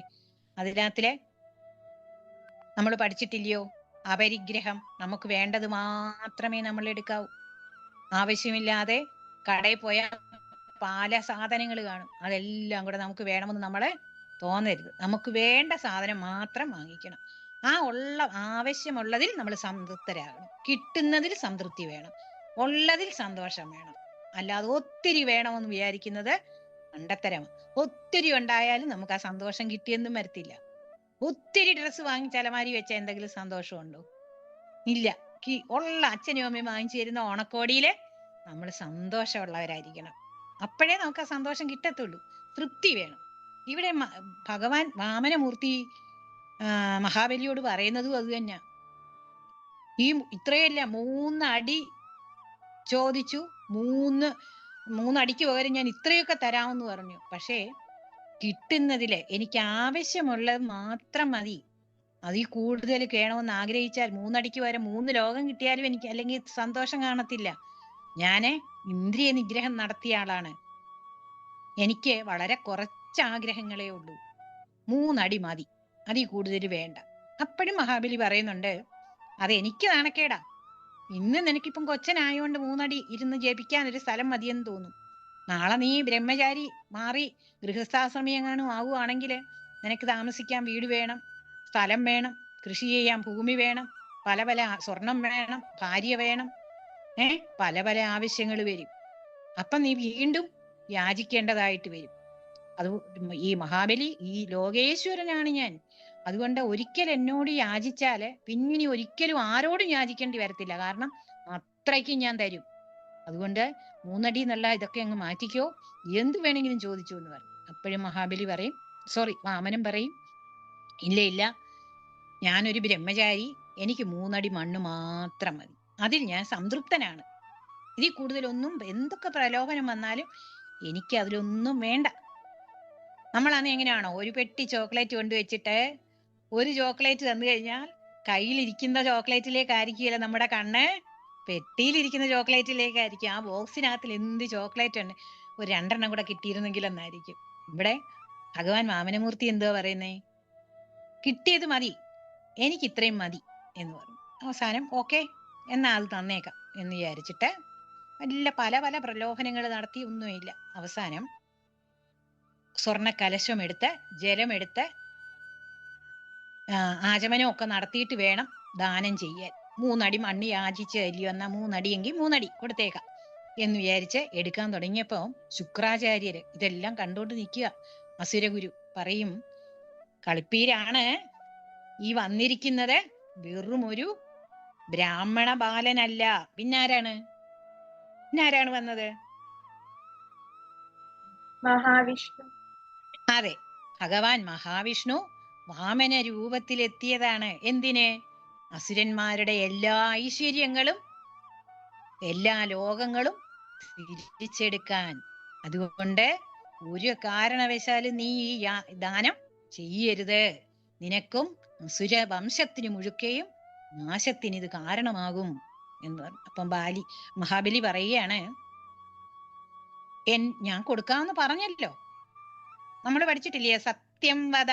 സത്യം പറഞ്ഞാ പിന്നെ തിരിച്ചു മാറ്റി പറയാൻ പറ്റത്തില്ല. സത്യം ചെയ്തു പോയതാണ് ഞാൻ കൊടുക്കാമെന്ന്, ഇനിയിപ്പൊ മാറ്റാൻ പറ്റത്തില്ല.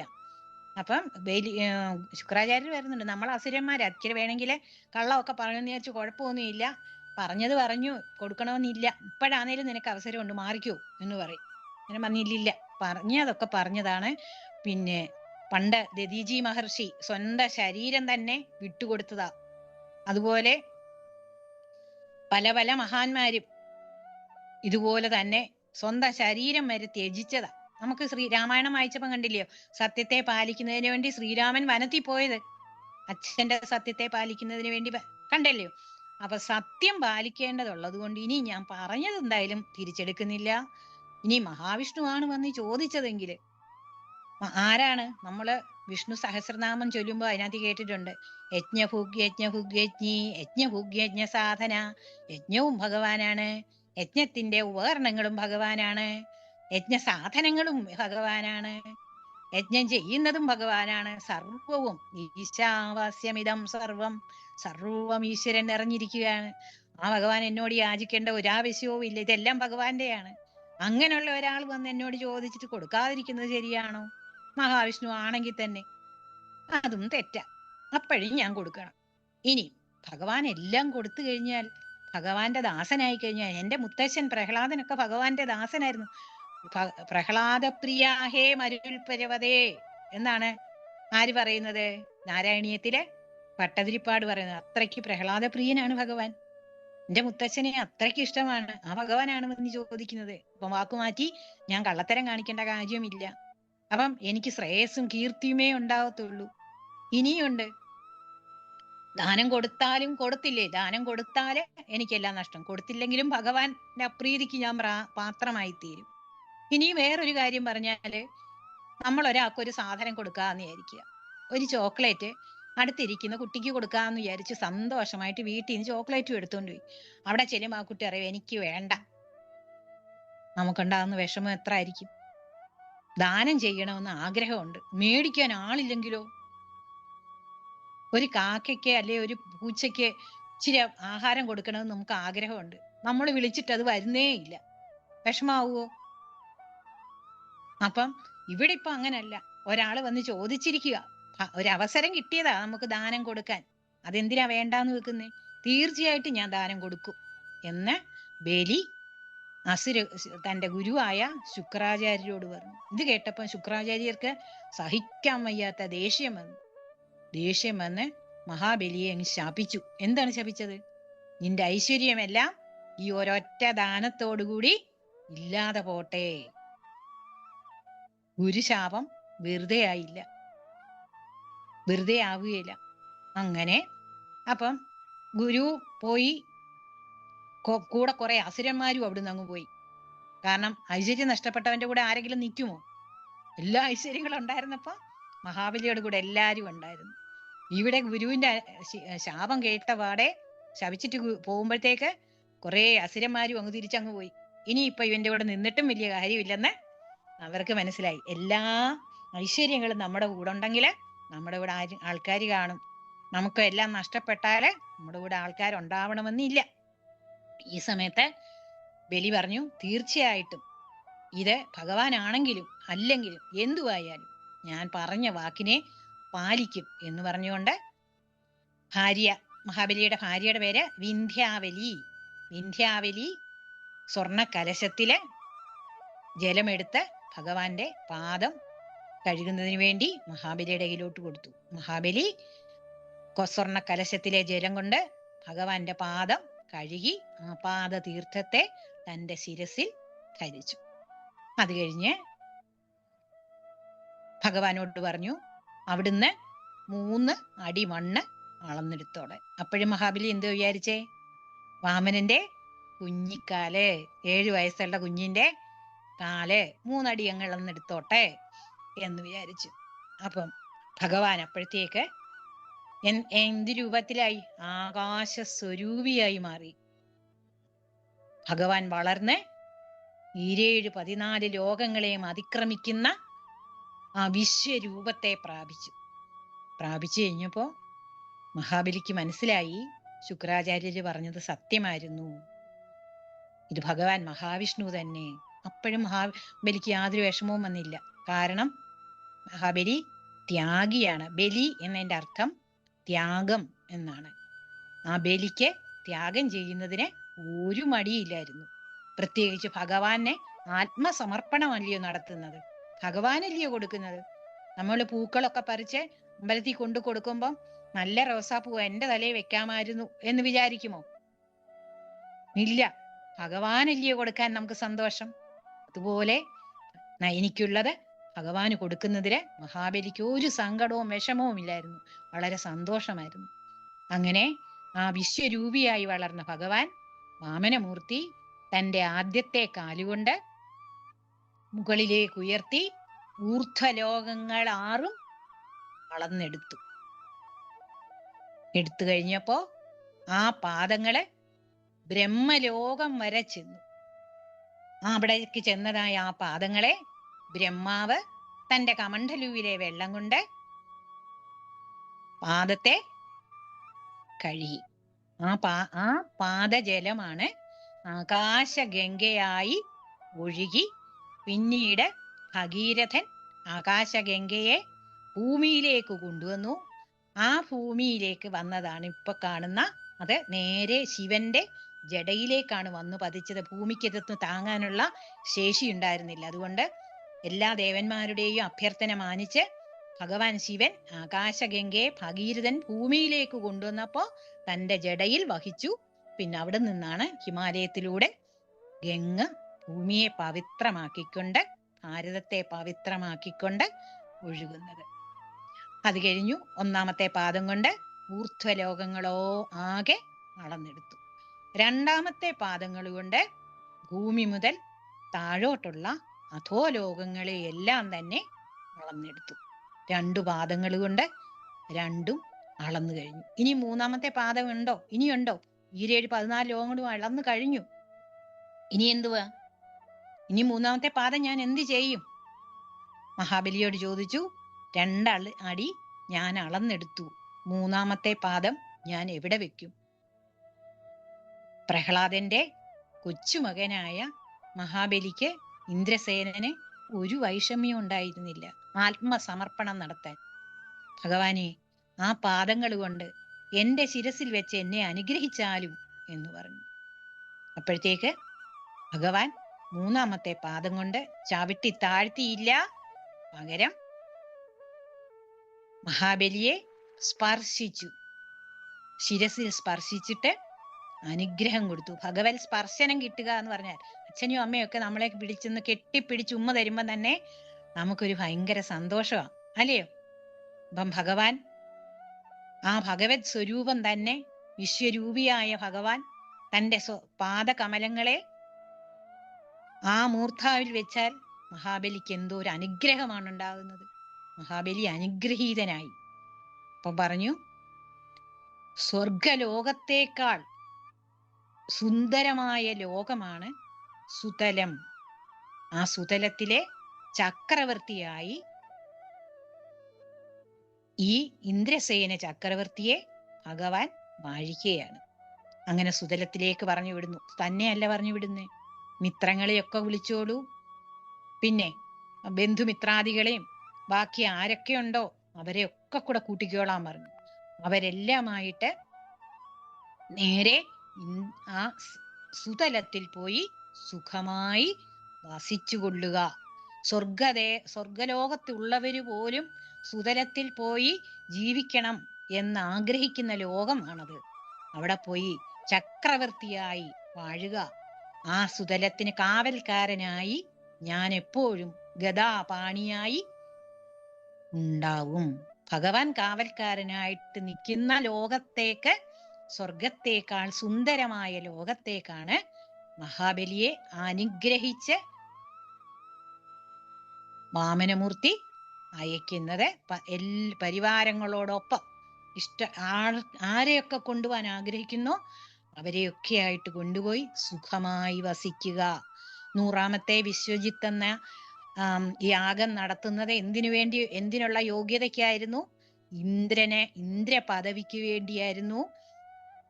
നർമ്മദാ നദീതീരത്ത് ഭൃഗുകച്ഛത്ത് ശുക്രാചാര്യരുടെ നേതൃത്വത്തില് ഒരു യാഗം നടത്താൻ തീരുമാനിച്ച് യാഗം നടത്തിക്കൊണ്ടിരുന്നത് ദേവേന്ദ്ര പദവിക്ക് വേണ്ടിയായിരുന്നു.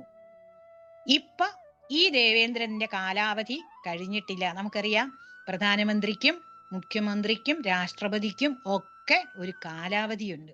ആ കാലാവധി കഴിയാതെ മാറണ്ട. 5 വർഷത്തെ കാലാവധി കഴിയുമ്പോൾ ഇലക്ഷൻ വരും, പിന്നെ അടുത്ത ആളിനെ തെരഞ്ഞെടുക്കും, അല്ലേ? ഇപ്പൊ നിങ്ങളുടെ സ്കൂളിൽ ഹെഡ് മാസ്റ്റർ ആയിട്ട് ഇരിക്കുന്ന ആള് 56 വയസ്സാകുമ്പോ റിട്ടയർ ചെയ്യുമ്പോഴേ അടുത്ത ആളിനെ ഹെഡ് മാസ്റ്റർ ആവാൻ പറ്റുകയുള്ളൂ. യോഗ്യതയൊക്കെ നേടി വെച്ചാലും സീനിയോറിറ്റി അനുസരിച്ച് ഇപ്പൊ ഉള്ള ഹെഡ് മാസ്റ്റർ പെൻഷൻ ആയാലേ അടുത്ത ആളിനാവാൻ പറ്റും. അതുപോലെ ഇപ്പോഴുള്ള ഇന്ദ്രന്റെ കാലാവധി കഴിയുമ്പോ അടുത്തത് സാവർണിക മന്വന്തരത്തില് ഈ ബലി, ഇന്ദ്രസേനൻ എന്ന ബലി ദേവേന്ദ്രനാകും എന്ന് അനുഗ്രഹിക്കുന്നു. അങ്ങനെ മഹാത്യാഗം ചെയ്ത ഇന്ദ്രസേന ചക്രവർത്തിയെ പിന്നീട് എന്തറിയപ്പെട്ടു? മഹാബലി. മഹത്തായ ത്യാഗം ചെയ്ത ഇന്ദ്രസേന ചക്രവർത്തിയെ മഹാബലി എന്ന സ്ഥാനത്തും കൊടുത്തു. ഭാഗവതത്തിലെങ്ങും വർഷത്തിലൊരിക്കൽ മഹാബലി കേരളത്തിൽ വന്ന് ജനങ്ങളെ കണ്ടിട്ട് പൊക്കോട്ടെ എന്ന് പറയുന്നില്ല. പിന്നെ എവിടുന്നാണ് ഇത് പറഞ്ഞത്? നമ്മളോട് ആരൊക്കെയോ എന്തൊക്കെയോ പറഞ്ഞു തന്നു. നമ്മൾ ഇന്നലെ ആഘോഷിച്ചത് ഈ വാമനമൂർത്തി കശ്യപ പ്രജാപതിക്കും അതിഥി ദേവിക്കും പുത്രനായി ധർമ്മ സംസ്ഥാപനത്തിനായി ഭൂമിയിൽ അവതരിച്ച തിരുവോണം ശ്രവണ ദിനത്തിലാണ് നമ്മൾ ആഘോഷിച്ചത്. ഭഗവാന്റെ പല സ്ഥലങ്ങളിലും പൂവടയൊക്കെ നേദിക്കത്തില്ലയോ? നിങ്ങളൊക്കെ പൂവടയൊക്കെ നേദിച്ചില്ലേ ഇന്നലെ? 10 ദിവസം അത്തപ്പൂക്കളമിട്ട് തിരുവോണ ദിവസം പല സ്ഥലങ്ങളിലും ഓരോ ആചാരങ്ങളാ. നമ്മുടെ അവിടെയൊക്കെ പൂവട നേദിക്കും, അടയുണ്ടാക്കി വാമനമൂർത്തിക്ക് നേദിക്കും. തൃക്കാക്കര വാമനമൂർത്തി, തൃക്കാക്കരയപ്പൻ അറിയാമല്ലോ, തൃക്കാക്കരയപ്പന് നേദിക്കും. പല്ലിക്ക് ഓണം കൊടുക്കുക എന്ന് പറഞ്ഞ് അരിമാവിൽ മുക്കിയ കൈകൾ കൊണ്ട് എല്ലാ ജീവജാലങ്ങൾക്കും തിരുവോണം ആഘോഷിക്കാൻ വേണ്ടി നമ്മള് ഭിത്തിയിലൊക്കെ പണ്ട് കാലത്ത്, ഇപ്പോഴല്ല, അരിമാവിൽ മുക്കിയ കോലം കൈ കൊണ്ട് പതിച്ചു വെക്കും. അതുപോലെ ഉറുമ്പുകൾക്ക് ഭക്ഷണമെന്ന് പറഞ്ഞ് അരിപ്പൊടിയും പഞ്ചസാരയും കൂടെ കലർത്തി വീടിന്റെ മൂലകളിലൊക്കെ കൊണ്ടുവയ്ക്കും. ഉറുമ്പിന് ഓണം കൊടുക്കുക. പശുക്കൾക്ക് ഓണം കൊടുക്കും, പിതൃക്കൾക്ക് ഓണം കൊടുക്കും. നമ്മൾ ആഹാരം കഴിക്കുന്നതിന് മുമ്പേ ഇവർക്കൊക്കെ ആദ്യം വാമനമൂർത്തിക്ക്, ഗണപതിക്ക് ഒക്കെ കൊടുത്തിട്ട് പിന്നെ ഇതുപോലെ പല്ലിക്ക്, ഉറുമ്പിന്, പശുവിന് ഒക്കെ ഓണം കൊടുത്തിട്ട് പിതൃക്കൾക്കും ഓണം കൊടുത്ത് തെക്ക് കിഴക്കേ മൂലയ്ക്ക് ദൂഷണരയിൽ പിതൃക്കൾക്കും ഭക്ഷണം കൊടുത്ത് ഗണപതിക്കും ഓണം കൊടുത്ത് ശേഷമാണ് നമ്മളൊക്കെ ഭക്ഷണം കഴിച്ചിരുന്നത്. അങ്ങനെ മഹത്തായ ഒരു സംസ്കാരമായിരുന്നു ഇത്. ധർമ്മത്തെ പുനഃസ്ഥാപിക്കുന്നതിന് വേണ്ടിയാണ് ഭഗവാൻ വാമനമൂർത്തിയായി അവതരിച്ചത്. അങ്ങനെയാണല്ലോ നമ്മളൊക്കെ കണ്ടിട്ടില്ലേ? അങ്ങനെ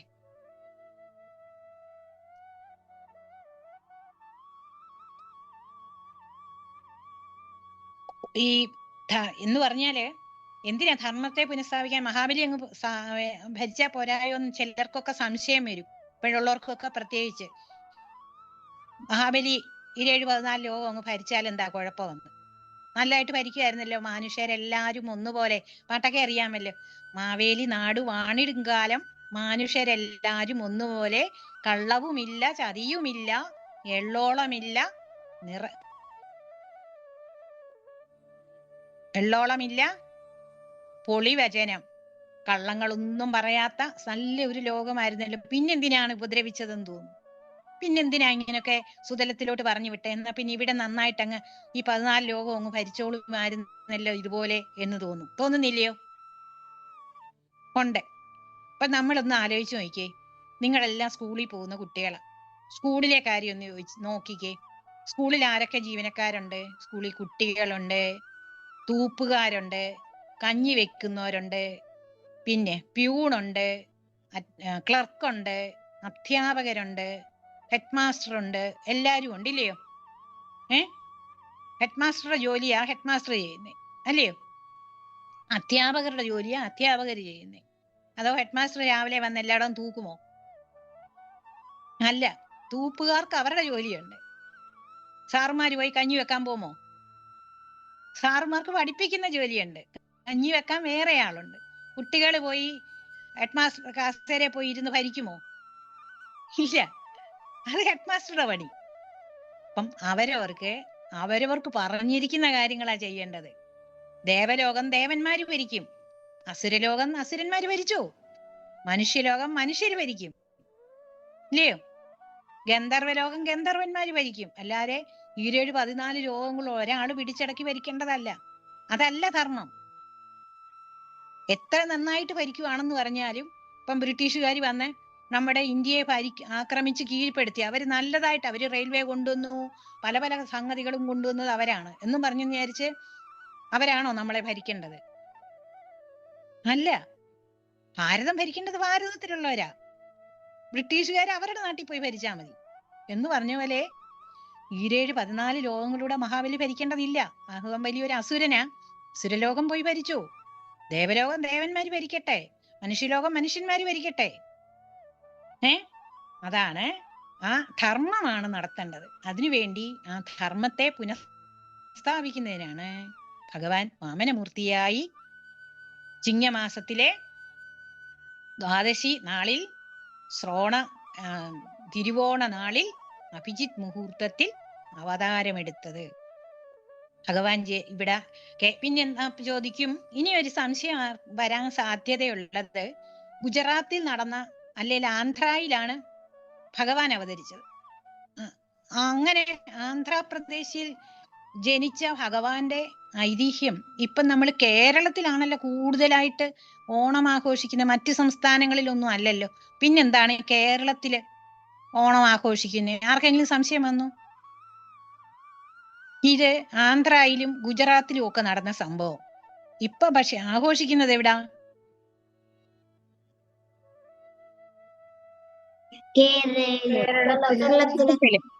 കേരളത്തിൽ. അതെന്താ അങ്ങനെ?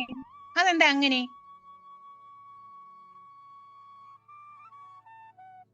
ഇനി ഒരു സംശയം കൂടെ ചോദിക്കട്ടെ. മത്സ്യകൂർമ്മ, വരാഹം, നരഹരി, വാമന, പരശുരാമൻ. വാമനൻ അവതരിച്ച് കഴിഞ്ഞിട്ടാണ് പരശുരാമൻ അവതരിച്ചത്, അല്ലയോ? വാമനമൂർത്തി അവതരിച്ചു കഴിഞ്ഞിട്ടാണ് പരശുരാമൻ അവതരിച്ചത്. പരശുരാമനാണ് കേരളം സൃഷ്ടിച്ചത്. പരശു എടുത്തെറിഞ്ഞ് കടലിൽ നിന്ന് കേരളം സൃഷ്ടിച്ചു. ഒന്നാലോചിച്ചേ. അപ്പോഴെങ്ങനെയാണ് മഹാബലിയും വാമനനും ഉണ്ടായിരുന്ന കാലത്ത് കേരളമുണ്ടോ? ഇല്ല. അതിനുശേഷമാണ് ഭഗവാൻ പരശുരാമനായിട്ട് അവതരിച്ച് ബ്രാഹ്മണ ശാപം തീർക്കുന്നതിന് വേണ്ടി ബ്രാഹ്മണർക്ക് 21 വട്ടം ക്ഷത്രിയരെ നിഗ്രഹിച്ചതിന്റെ പാപം തീർക്കുന്നതിന് വേണ്ടി ബ്രാഹ്മണർക്ക് ഭൂമി ദാനം ചെയ്യുന്നതിനായിട്ട് ഈ മഴു കടലിലേക്ക് എറിഞ്ഞ് ആ ഭാഗം വരെയുള്ള ഭൂമി കടല് മാറിക്കൊടുത്ത കേരളമുണ്ടായത്. അപ്പൊ പിന്നെ എങ്ങനെയാ വാമനനും മഹാബലിയും കേരളത്തിൽ വരുന്നേ? സംശയം വന്നോ? ഞാൻ പറഞ്ഞത് മനസ്സിലായോ? മനസ്സിലായോ? വാമനൻ ഉണ്ടായിരുന്നപ്പം കേരളം ഉണ്ടോ? ഇല്ല. ഇല്ല. അടുത്ത അവതാരം പരശുരാമൻ വന്നപ്പോഴാ കേരളം ഉള്ളത്. കേരളം സൃഷ്ടിച്ചത് പരശുരാമനാ. അപ്പൊ കേരളം സൃഷ്ടിച്ചത് പരശുരാമൻ സൃഷ്ടിച്ചു കഴിഞ്ഞ് ഈ കേരളത്തിൽ താമസിക്കുന്നതിന് ആള് വേണ്ടായോ? അപ്പൊ ആന്ധ്രയിന്ന് ആൾക്കാരെ കൊണ്ടുവന്ന്, ആന്ധ്രയിൽ നിന്നും തമിഴ്നാട്ടിൽ നിന്നും ആൾക്കാരെ കൊണ്ടുവന്ന് കേരളത്തിൽ താമസിപ്പിച്ചു.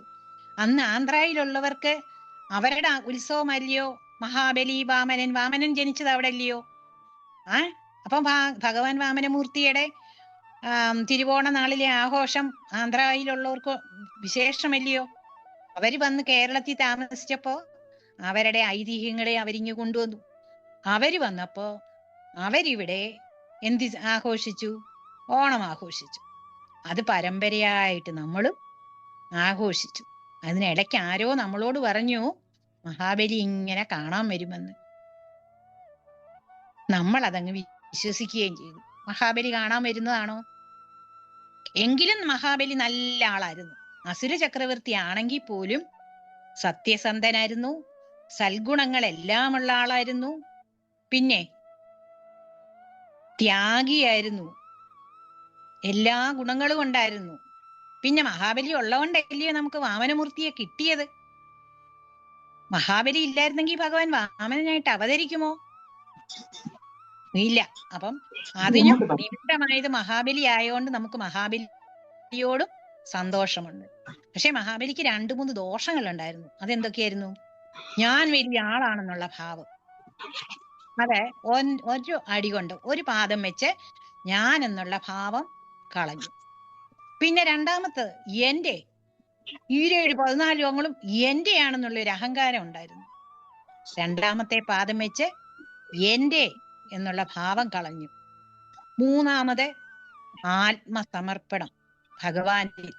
നമ്മള് പ്രഹ്ലാദ ചരിതം വായിക്കുമ്പോ കേൾക്കാം. എന്താണ് ഭക്തന്റെ ലക്ഷണം? ശ്രവണം, കീർത്തനം, വിഷ്ണോർ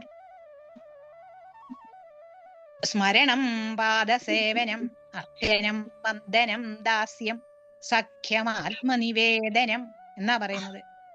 ആത്മസമർപ്പണമാണ് അവസാന ഭക്തിയുടെ ഭാവം. ഭക്തിയിലെ ആദ്യം ഉണ്ടാകേണ്ടത് ശ്രവണം, കേൾക്കുക, ഭഗവാന്റെ കഥകൾ ഇതുപോലെ കേൾക്കുക. രണ്ടാമത് കീർത്തനം, ഭഗവാന്റെ കഥകളെ കീർത്തനങ്ങളെ ഒക്കെ ചൊല്ലുക. ഏറ്റവും അവസാനം അങ്ങനെ വന്ന് ആത്മസമർപ്പണമാണ് അവസാന ഭാഗം.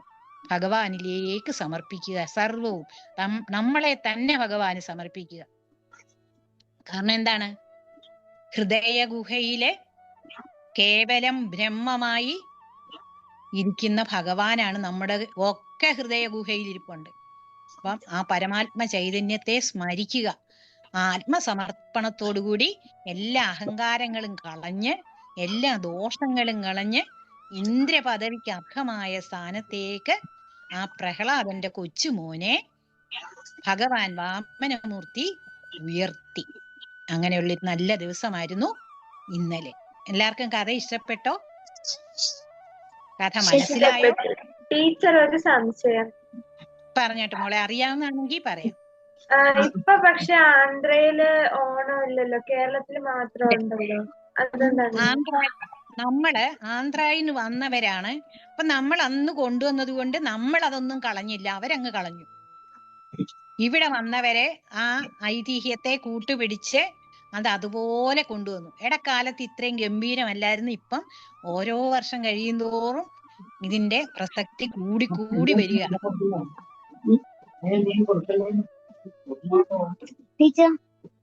എന്തോ ചോദിച്ചാട്ട് മോളെ, അറിയാവുന്നാണെങ്കിൽ പറയാം. അപ്പം ഈ മാവേലി വന്നില്ലെങ്കിൽ നമ്മൾ ഓണം ആഘോഷിക്കണം. ഭഗവാൻ വാമനമൂർത്തിയുടെ ജന്മദിനമല്ലയോ? നമ്മൾ ശ്രീകൃഷ്ണ ജയന്തി ആഘോഷിക്കത്തില്ലയോ മോളെ? അതുപോലെ ഭഗവാന്റെ ജന്മദിനമാണ്, അതുകൊണ്ടാണ് നമ്മൾ ആഘോഷിക്കുന്നത്. അപ്പം അന്നത്തെ ദിവസം നമ്മൾ വാമനമൂർത്തിയുടെ കഥ കേൾക്കണം, ഭഗവാൻ വാമനായിട്ട് അവതരിച്ച കഥ കേൾക്കണം, ഹരേ രാമ ജപിക്കണം, നാരായണ നാമം ജപിക്കണം, ഒക്കെ ചൊല്ലണം, വിഷ്ണു സഹസ്രനാമം ചൊല്ലണം. ശരി മോളെ. ഓക്കെ, ആ ശരി. വളരെ സന്തോഷം.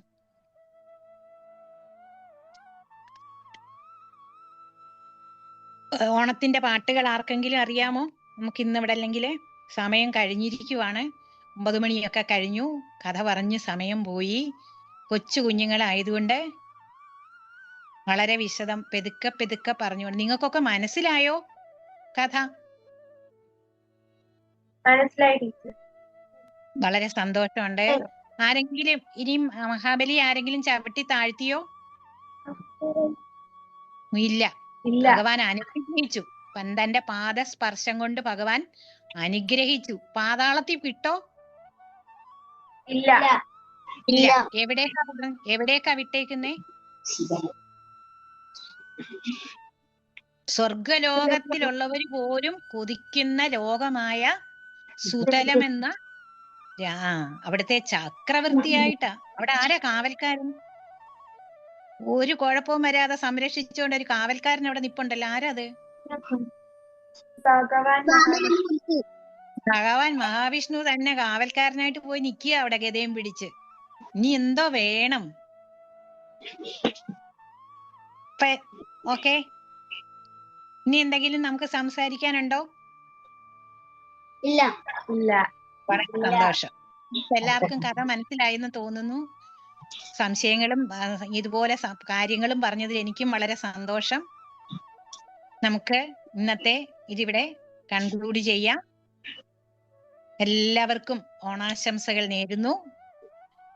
ഇനി നിങ്ങൾക്കും നിങ്ങളുടെ കൂട്ടുകാരോട് പറയണം, ഭഗവാൻ ഇതുപോലെ എല്ലാം കൂടെ ഒരാൾ പിടിച്ചടക്കിയാ പോരാ. ഓരോരുത്തർക്കും ഓരോ ലോകമുണ്ട്. നമ്മുടെ വീടും എല്ലാം കൂടെ അപ്പുറത്തെ ആൾക്കാർ പിടിച്ചെടുത്തിട്ട് നമുക്ക് നല്ലതൊക്കെ തരാമെന്ന് പറഞ്ഞിട്ട് കാര്യമുണ്ടോ?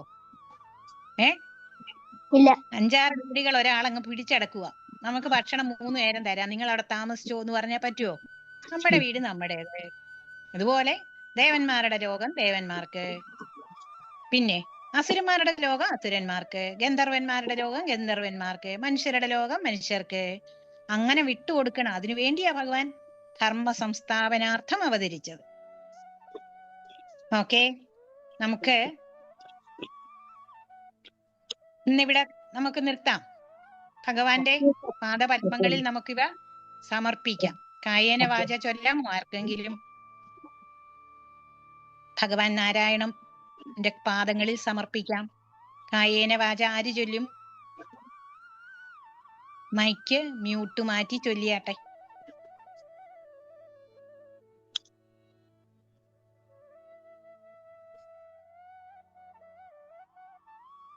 ആരും ചൊല്ലുന്നില്ലയോ? എന്നാ ഞാൻ തന്നെ ചൊല്ലാം. കായേന വാചാ മനസേന്ദ്രിയേർവാ ബുദ്ധ്യാത്മനാ വാ പ്രകൃതേ സ്വഭാവാ കരോമി യദ്യൽ സകലം പരസ്മൈ നാരായണായേതി സമർപ്പയാമി. സർവം ശ്രീ നാരായണായ സമർപ്പയാമി.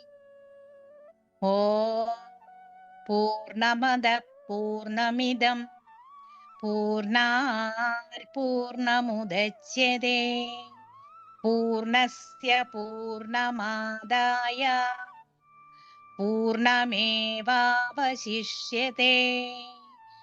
ഓം ശാന്തി ശാന്തി ശാന്തി. ജയ് ശങ്കര. നമസ്തേ. ജയ് ശങ്കര.